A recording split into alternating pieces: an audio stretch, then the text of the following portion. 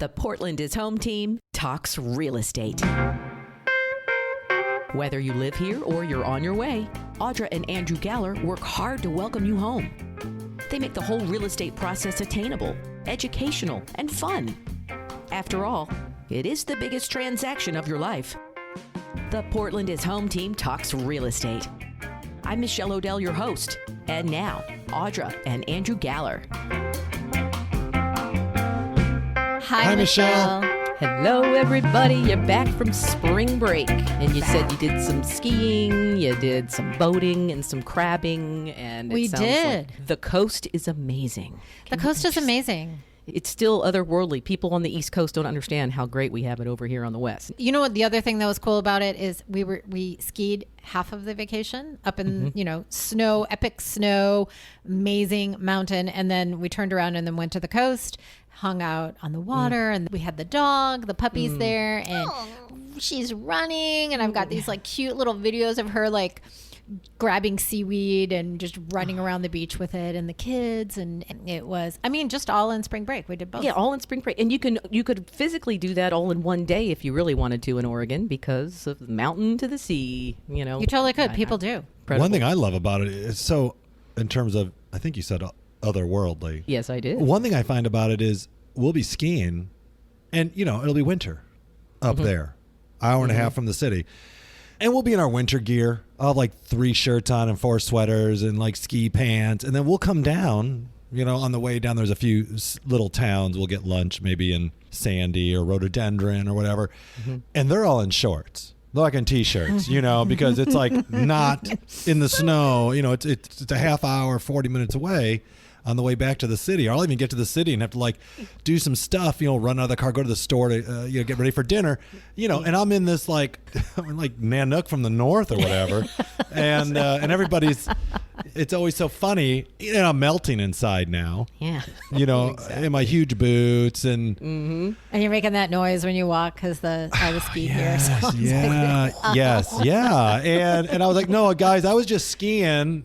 Yeah. But anyway, all right. Well, we're going to talk about something that's not as much fun as spring break, but it's important. And, and you guys always put your fun swing on everything. And it turns out to be not as boring, but appraisals, appraising the appraisal process. And what should we know? What should we care about? And what should we ignore? Well, I'll tell you, I want to start this off by saying, I want to make sure no one takes offense because, I know some people I like are appraisers. And I'm not saying it's not fun. Come on. They might love their job, right? So, hey, whoa. I know. I shouldn't have be said easy here, huh? But the appraisal situation, it is interesting. I'm not going to lie. Yeah. Because it's not just like, okay, this house is 4 bedrooms, 3 bathrooms, so it's going to cost this. It's not that easy. It's all about what's around it and what other things are selling for. And so let's start with just the basics. What's the appraisal and what's it for? And then how does it get wonky? I think appraisals, has anyone ever, I don't really listen to Freakonomics much, but I read the book by Malcolm Gladwell. And it's a little bit, I think the appraisal world, and listen, I want to start off with reasonable minds will differ about everything I'm about to say. Okay, this is just one man's opinion, experience, view on this process. Okay. So it gets a little matrixy here. So can everyone buckle in? Let's just get ready. Okay. So what I think we as like normal people walking the earth think about an appraisal. And I think the reason we think what I'm about to say, but see, I'm trying to build some suspense. See what I'm doing? Getting a little Alfred Hitchcock on you, a little foreboding. Is that we all believe that an appraisal is an objective statement of value. And it makes sense that one would think that. So sometimes like this, I was in a conversation just yesterday. Person who owns a home tells me, it just appraised a little bit ago for XYZ number. The reality of it is that is not terribly relevant to this process, which is counterintuitive, I think, and an uphill battle, for lack of a better term. It's not really a battle, right? But the value an appraiser assigns to a property, whether it's for a refi or just out of the blue or in the process of a real estate transaction, ... and what a buyer will pay are often very far apart or at least have no direct connection between the two. When you say far apart, are you talking about hundreds of thousands or more like tens of thousands or hundreds of dollars? I'm going to kind of, some people may find this annoying that I'm not even going to answer that question. Okay. In a direct answer. And the reason is because what is I find crucial to add to the conversation is that the way the appraiser, let me use an analogy.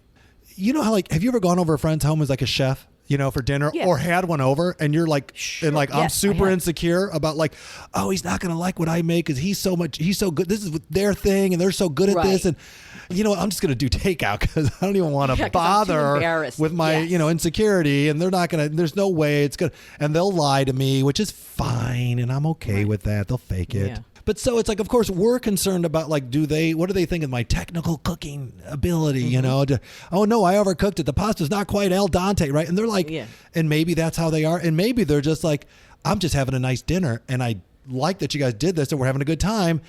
To the point, the appraiser, the criterion that they are compelled to use, my understanding of it, by regulation. Okay, I'm going to go off on a tangent or change gears a little bit. There was a time, and we'll call that before the financial crisis of 2009, 10, 11, 12, where there was a lot of predatory lending practices. And so the way the appraisal process used to be is the mortgage broker, when it was time for the appraisal, would call the appraiser they knew of who was familiar with that area. And they'd say, hi, person we've done business with over the years. Need you to go appraise something in that neighborhood, Irvington, let's call it, how the kids, blah, blah, blah. Great, good. Done. And then it would appraise at exactly the sales price, quinkadinkly, and a surprising revelation to no one. Okay, about 99.9% of the time, no matter what. So then the crash came, and then it became apparent that there was some distortion or abuse of the system. So now it's a double blind system. It's kind of like that whole Pepsi, Coke, what am I drinking? Yes. And so now the lender calls the appraisal servicing company, and the next person on the list goes out. Regardless, if that's the person, so using Portland as an example, if they're the people who specialize on the coast or the mountain, if they're the next one up, they go. And they have no, on one hand, I think it's not for no reason that this system became how it is. Okay. But that doesn't mean it's the best solution for the equation, right? So this person who may not know anything about the peculiarities of this area, go out and use comparables. The challenge with that is that they are bound, my understanding of it is, by lagging indicators. And what I mean is, so for right now, right, April 2021, we are in a rapidly appreciating market. In the last 12 months, our market appreciated 19.2% since the beginning of the pandemic, which is an insane amount of appreciation. So if a house sold today, okay, April 9th, 2021, that buyer and seller came into contract somewhere between, let's say, 4 and 6 weeks ago, on average, 30 to 45 days ago. Well, guess what? When things change, they're not the same. Gone up. Well, it's changed. And yes, it has gone up. But listen, in a depreciating market, it's changed too. It's always changing. But they're bound by lagging indicators. They can only use closed sales. Yes, there are exceptions. But, in general, they can only use things that sold, 4 or 6 weeks ago. So when you're in a situation when you get 30, 45 offers, and sometimes, we've seen things, it's crazy. So, there are bidding wars where it goes up $100,000. And when we as realtors do a market analysis, we are not bound by lagging indicators. We can use leading indicators. We can use our current market experience. My pricing will be cognizant that I need to be able to justify the price to an appraiser to protect my seller.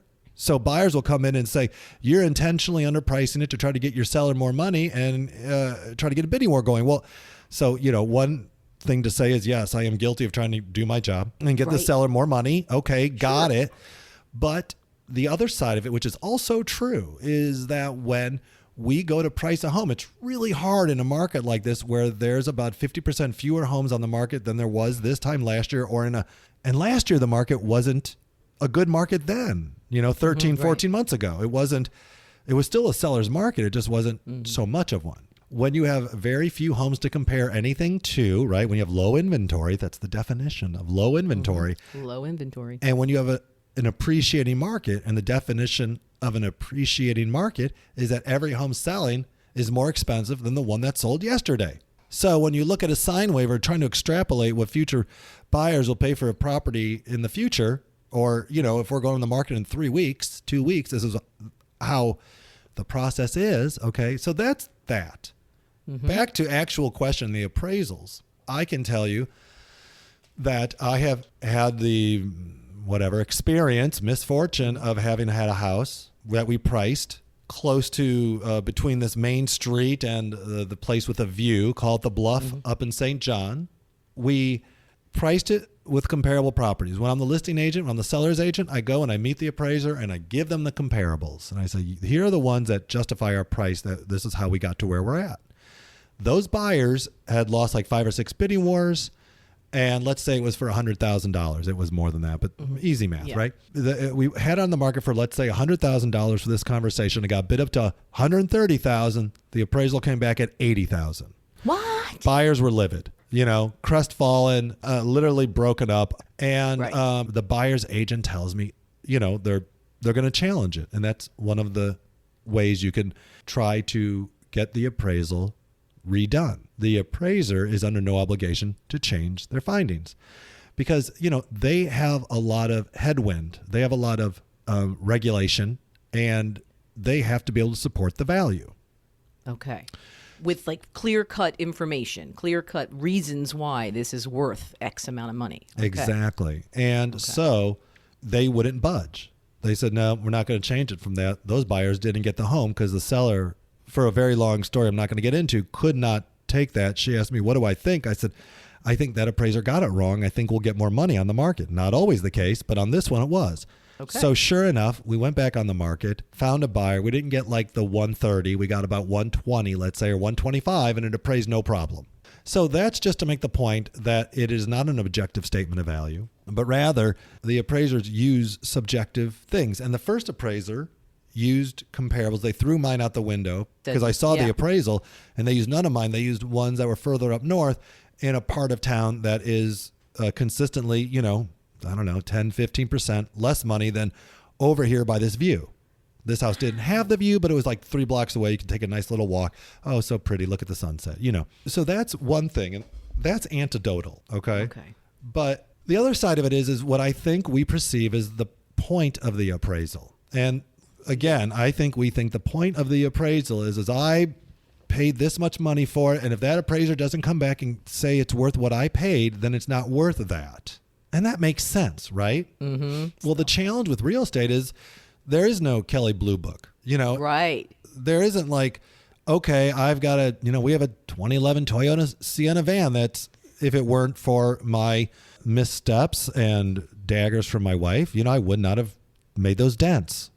And that's a finite thing, and it's not subjective. It's an objective thing. Yes. This is 2011. It's got 85,000 miles. It's in medium condition or terrible, and that's all you're whatever. Get. Sorry, everyone. That was my fault. All my fault. No, I broke But with houses, it's so different. And you could have a new construction house next to an older home. The conditions matter.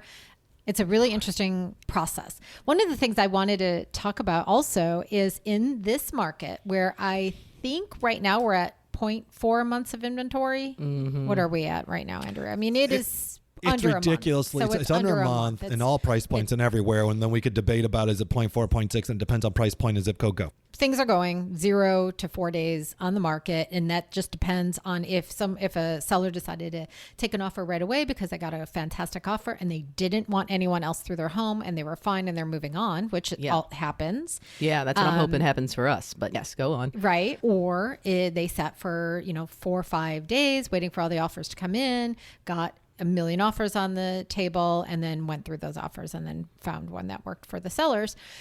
So the other day, we had some buyers come to us and say, there's a house that's been on the market for 25 days. In any time in years past, that's still fine. It would be normal, It would have been like, right? yeah. Does it, does it have leprosy? Because it's 25 days. That's what I thought. Well, that's like 25 days. that's like 75 dog years. Yeah, exactly. I'm like, what's wrong with this house if it's been on the market for 6 days? There must be something wrong with this house. Something's got to be wrong. And the client and I said, hashtag alligator pit in basement question mark. It's like, what is wrong with this house? Well, the only explanation is it's actually overpriced. Now, in this bananas market, I have seen a few, not many, but I have seen a few price adjustments. And I'm thinking to myself, isn't that interesting? Because so somebody maybe extrapolated the information that they wanted, adjusted for an appreciating market, and said, we're going to end up here, so we'll just put it on at this price. Mm-hmm. And then no one writes an offer on it. Then they adjust their price down, and this happens. This has actually happened to us before. We adjust it lower, and now all of a sudden we have 5, 10, 15 offers on the house. And it goes over what we had it on when it was higher. Okay, see, there you go. It's really interesting. It's a psychological game. Then it was really all this. So It So how do people deal with that? It's funny. And anyway, I just wanted to bring that up because even in these markets and talking about appraisals and what people will pay for it and where it is, because I'm sure Andrew's going to touch on also the other part of appraisals, which is waiving the appraisal contingency. So he'll talk on that in a moment, which is a big deal right now. There's a lot of the contingencies on the sale that people are waiving to get into these homes. But I do find it interesting that whenever I see something, a price adjustment, I'm thinking, well, that's funny. They adjusted because Andrew brought up the point of, you just went low because you wanted a big bidding war and this and that. And sure, we want to do everything we can for our seller. However, because we have buyers and sellers, we do both. Sure. Yeah. And so we're on both sides of it. We're not saying, we are actively trying to do this. We're just trying to do the best job, whether we have the seller or the buyer as our client. We're just doing the best job. Maybe there is an agent or two out there that is intentionally going super low so that they get like 500 off. Who wants to go through 60, 70 offers? That's bonkers to me. Who wants to sit through and call all those agents back? Although that's another point of debate on. They do get overwhelmed, a lot of these sellers agents, and don't call all the agents back and find out it went pending through seeing it post online. Exactly. But that's because, it is what it is. And I say, give everyone a break right now. And like we should all have open communication, of course, all the time. But I also give everyone a break right now. Like we would never intentionally go so low. We're looking at the comps and we're saying, this is, really where we see you within this range. Let's pick this. And then it goes 50 over. Well, that's because we don't want to assume it's going to go that high. But the seller is obviously happy it does. But we don't try to go so low that we get a ridiculous amount of offers. But we also don't want to go so high, assuming that someone's going to pay that, because you don't know. And then you're sitting on the market, and then you have to do a price adjustment. And then people think you have alligators in your basement, and because there's, it's a leprosy house or something. Right. So you got it right. It's a very delicate dance. It sounds like it's not a straightforward. I'm glad we're doing an entire episode on this because it's not a straightforward thing. I'd like to make another point I didn't quite get to. One thing I touched on that whole Freakonomics thing, and of course I just love bringing up the Matrix. Still. It still really holds up well. It works for lots of different situations. Like so you're trying to much. Metaphorically, yeah, exactly. So much. So, like we all remember, right? Neo thought he was living in the real world, but he wasn't, right? And I think that's a little bit about the appraisal thing, which is, again, I think we all think, for reasons that make a ton of sense, that the appraisal is there to substantiate the price I'm paying for this stinking house. Am I right? It's the biggest investment of my life. What I think the appraisal is actually for is not to make the buyer feel like here's another way to justify the value. Because as a buyer, what I think as buyers, hey, listen, man, we bought a home, right? And when we do, of course I care about the price. It turns out, though, if you really think about it, you don't. I mean, you do. Of course you do. No, you don't. What? Which is it? And what I think it really is the payment. So you have a housing budget. You as a normal person, you got a housing budget. You got a car budget, you got a food budget, you got a budget. Okay, I don't actually budget because I don't know how, because I'm, That's why you have Audra. Thank you, right? Teamwork. And so, but if I did, I would know, look, this is how much money we got for this thing. And then you apply interest rate and the taxes and the insurance, and PITI, principal, interest, taxes, and insurance, equates to, at today's interest rate, how much price of a home you can buy. That's the budget. You go look at 1 million homes, or 7 or 15 or whatever. You look at everything in the price point, and listening audience, you've listened enough these podcasts to realize what a genius I am. And you won't be surprised to know that I've applied Albert Einstein's theory of relativity and applied it to real estate, which is to say, right, when you're moving in a car at 60 miles an hour, you don't seem like you're going fast. But if you're standing still and watch a car go by at 60 miles an hour, it seems fast, right? Relativity. Got it. But in real estate, whatever the price is, you go look at everything in the price point, and either everything is like, this is way more house than I ever thought I would ever buy or want. So look at this. I get the yard, all the extra bedrooms. This is great. Or you're like, this is all I get for this price point. Okay, let's go to the next tier to get what I really want. Which is it, right? That's everyone's experience. It's that conversation. That is how I think we as normal humans ascertain the value. We look at everything and then we see, relatively speaking, how does this compare to that? Well, that one's next to a gas station, or that electrical transformer plant. That's going to be less, even though it's a better looking house. It's on a main road. Right. But where is it? Exactly. And then, where is it? The location, the condition, the suitability for our intended uses, all these things. And that's how we, again, just crunching the numbers in bed late at night, not sleeping.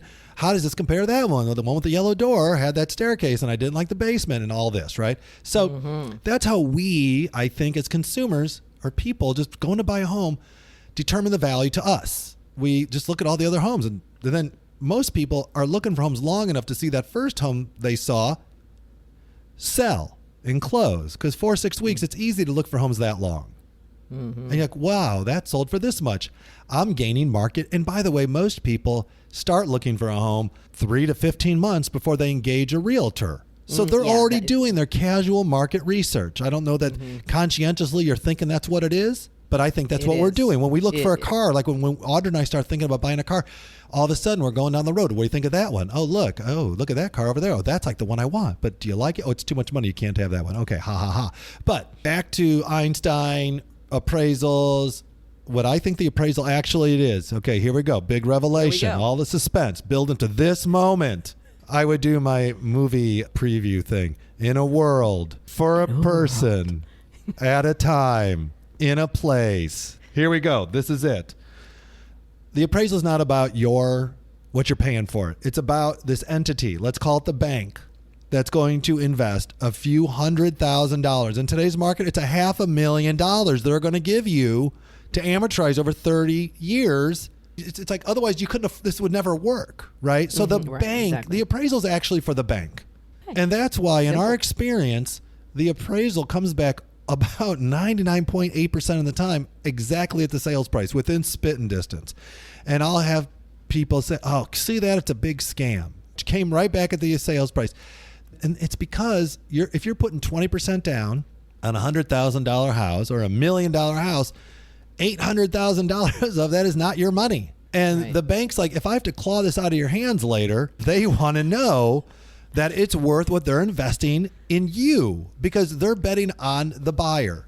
And all the buyer's putting in is they putting in 3%, 5%, 3%, 5%, 10%. We do it all. 0, 20%, whatever it is. The vast majority of it is not our money.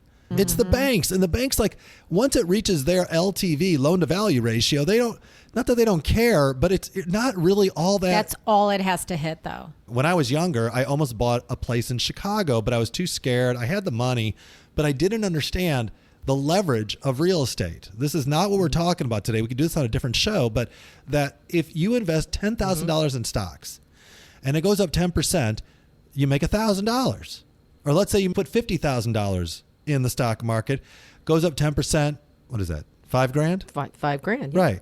If you put 10% down on a $50,000 house, due to the leveraging effects of real estate or of a compound interest situation, I'm using the wrong words here. Forgive me, someone technical, correct me. But if it goes up 10%, you don't make it on what you invested. You make it on the $500,000, not the $50,000 you invested. And all of this, like going and buying a house, Andrew touched on this just a little bit of like, the appraisals for the bank, and you're only coming up with 0, 5, 10, or 20% down. And it is interesting watching, we all do this. We all make a purchase, right, of anything. I don't, whether it's something small or a house, which is the largest purchase you will ever make. And we all want, we all wait to see that appraisal. Boy, how great does it make you feel when that appraisal comes in higher than you, yes, I'm so smart. Look at me. I got this, but it is funny because without the bank, we hear a lot of people moan a little bit about going through the loan process, getting all your loan documents in order, getting your financial house in order.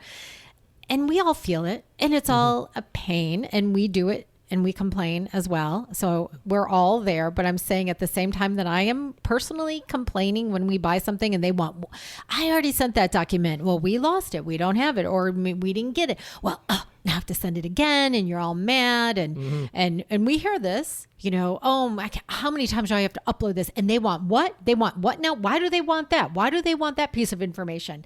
And well, they want that because like Andrew said, if you're buying a $500,000 house and you're only bringing $50,000, they're putting the rest. You don't even have that money. Like if you don't want them to get into your personal financial house, don't buy a house. Don't buy a house or save up the cash, because otherwise they need to know that you're a good bet and the house is a good bet. They prove that you're a good bet through your financial situation, looking all your documents, everything that you have, justifying everything, justifying little deposits that went into your account. It could be a $200 deposit. They want to know, where did that money come from? You have to go show them where that came from. Okay. They have to look at all this because you're asking them to put a bet on you. You're asking the bank, hey, I'm a good bet. Please give me a whole heck of a lot of money. And then they have to make sure the house is worth it. And so that loan to value ratio, like they just have to hit a certain threshold to say, okay, once we're at this point, even if they said you bought the house for 500 and they're looking at, well, it's actually probably worth like 7 now, your appraisal will probably still only come in around your sales price. Is there something that people need to worry about or not worry about? What is some of the biggest advice you give people when they're like, I don't understand this whole appraisal thing? I think when it gets hard is when it comes in low. And so we talked about taking the appraisal contingency away, which means the buyer says, if the house appraises lower than the sales price, we will bring the difference in to the table in cash. Okay. We will cover that difference. It doesn't mean that the house isn't worth what you're paying for it. It means that the appraiser is stuck on using lagging indicators like Andrew was talking about earlier, where it's like up until this point, the next door neighbor's house sold $20,000 less. And so we're here. So you're short about $10,000 and you have to bring that in. It doesn't mean you're buying a house that won't hold its value.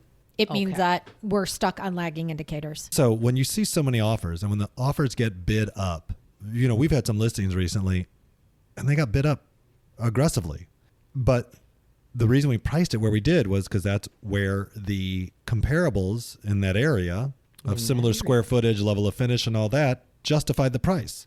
And so touching on this appraisal waiver thing, if a buyer doesn't see the value in the offer that they're making, they shouldn't obviously make that offer because it's not worth it to them.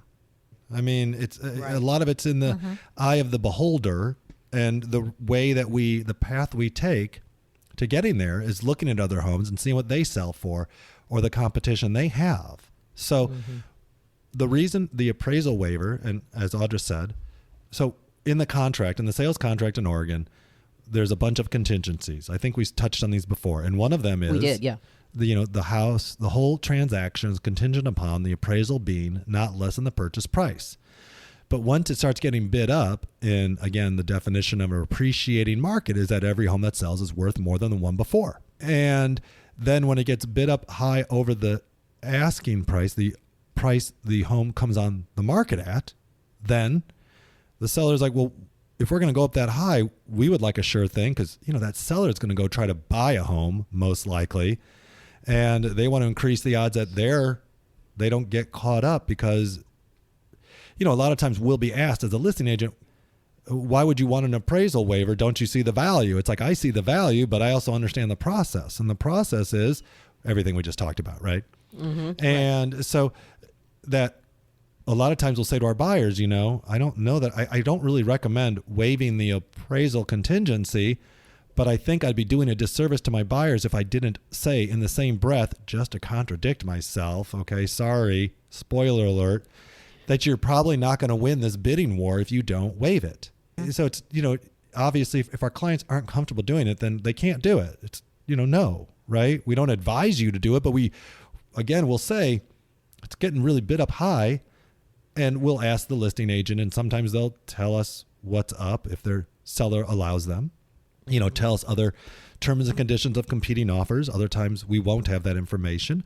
But if we get it, we'll ask, are there other buyers waiving their appraisals? And if they tell us yes, we'll tell our buyers and say, here's what we know. Here's what we've been told. And if you don't waive the appraisal, I think the odds are getting low that we're going to win this one. So waiving the appraisal, again, means that, and by the way, some of the strategies we employ is quantifying it. So for instance, if the house is on the market for $100,000 and our buyer's like, let's bid $130,000, we could say, okay, look, we can write in the deal, if there's an appraisal gap of $10,000, buyer will bring in additional funds and close the transaction. Or we could say, if we want to make it stronger, appraises over what you put it on the market for, seller. If it appraises at $100,000 or more, but less than our offer, then we'll bring in additional funds and close it. However, some people have the funds available and a lot of people don't. And if they don't, then obviously it's not going to work and we can't do it. They're going to lose. And the challenge of this market. Yeah, well, that's one of the things, we don't want to, our budget is a certain budget, and he knows that we're probably going to have to pay a little more for the same house. Maybe, like you said, even a year ago, it's a lot more than it was. It's probably 20 or 30 grand more in some cases. And so he doesn't want to start off already over the budget, so I think we're trying to keep it tight, but we'll see. Yeah. Well, and I think that's really smart way to begin. And I also think that Audra and I are never give up, never surrender people. And this last few weeks, we've actually gotten some people in without bidding wars, without getting run up. It's the exception right now, but it does happen. And this conversation we're having right now is really the doom and gloom worst case scenario. And it's pretty prevalent right now, but also doesn't mean it's 100%. So, I'm not throwing in the towel on anything with any of our buyers. So, we're out there every day and wait and see. That's what we see. We're doing it. And I don't think there's any indicators that this market is going to slow down or going to level out for a little while. Andrew heard some stuff yesterday from some people he listens to in Wall Street. And, they're saying through 2023 that this is... That's what the CEO person of JP Morgan Chase, he sees it going through 2023. I think that people are still buying. There's still a housing demand, and we're still helping. We're still getting buyers in houses. So we don't give up. We just do what needs to be done and plug along and keep going. So, good luck to everyone out there who are buyers, because we understand it is hard, but that said, we can help you, and find a good agent in your area. If you're not up in here in Portland, find a good agent, and they'll be able to help you. Some experience is going to matter now. You want some experienced agents on your side. That's what we were talking about yesterday, Andrew. It's like, I don't care who shows us the house. I want Andrew in there, and you too, Audra. I want you in there to fight, and I want the blood curdling and the that's what. Well, as far as appraisals, anything else we want to throw in there? I feel better, actually. I mean, I realize it's just part of the process. The bank needs to know, if you're a good bet, and you guys will help with all the little intricacies that happen. That's all I can think of. The last thing I would say about appraisals is, listening audience, you may or may not know I've worked on all this shtick now for 20 years. So this is one of my lines about appraisals, okay, is that a lot of times we'll walk into a deal, and before we even make the offer, it'll come up in conversation, whether we're representing the seller or the buyer. Oh, do we think it's going to appraise? Do we think it's going to appraise? What about the appraisal? And obviously, if it's getting bid up and we're on the seller's side, we'll try to get a appraisal waiver. Okay. But I always think it's premature to talk about it when we're making the offer. It's a little bit like, we're just doing lunch, and let's talk about if we should have fish or chicken for our wedding meal, right? Like, what colors should we use? Like, hey, whoa, it's just lunch, man. So first we're going to make the offer, and we're not going to worry about the appraisal until we have it. And if we don't have to waive the contingency, then we won't. And if we don't, we will negotiate through it at that time. And it's a step-by-step process. So the biggest thing I would say about the appraisal is, again, I think that our conversation today was pretty harrowing. You know, it's a lot of worst-case scenario stuff. But I would say that 9.9 times out of 10, the appraisal is not an issue. Okay. It is the exception when we have things appraised low. So it's just a reality. Yeah, I just want to throw that in there. That it shouldn't give you an ulcer the way things like this often give me ulcers. You know, I worry about all these little things that I can't control, but you don't have to worry about it. Especially when you have talented people like you on our side. I think having Audra and I on your side by far is the best thing anybody can do. I mean, let's be honest, right? Even if you call me, okay? But having said that, thank you, Michelle. Having said that, I think this is an ulcer-producing process. Yeah. And a lot of the reason I have tongue so firmly planted in my cheek as often as I do, we don't take this lightly. We take this as serious as a heart attack all day long. But at the same time, we're going to try to lighten the mood when we can, because it's enough all day. Even if you're not trying to buy a house in my book, and then if you're trying to pile that on or sell a house, do one of the biggest things we do in life, that, it's okay. We crack wise, but please know this is a big deal to us on every deal, and the appraisal's one piece of that. So right. Don't let it freak you out like it's freaking me out. I feel a lot better now. I really do, because I haven't done this much in my life. Also, we've got a big pile of brown paper bags that we give to people to take into the bathroom if they need to just, right? You just sometimes you. Appraisals, information from the experts, and next week we want to talk about Okay, so you have a house. Now it's time to adult. Now it's adulting 101 and must-do maintenance. Things that you didn't think you needed to do, didn't even think were part of your house, are actually something that's part of your house and that you need to do. So I'm looking forward to that too, because, and make a nice little, we'll help people make a nice little checklist. These are the things you should do maintenance. Yearly, monthly, weekly, and that way it's not overwhelming. If you wait 3 years to do all these things, then you're going to be freaking out. But that's the sounds. Right. And in the meantime, enjoy the spring. You too. Thank you. Thank you, Michelle. Thanks for listening to the Portland is Home Team Talking Real Estate podcast. For more info about Audra and Andrew, finding your next home, or selling your current home, visit their Realty Works website at realtyworksgroup.com. And check them out on Instagram at Portland is Home. Be sure to subscribe on Apple, Spotify, Google, or wherever you get your podcasts. For help with your podcast, find us at Modcast Productions or modcastproductions.com.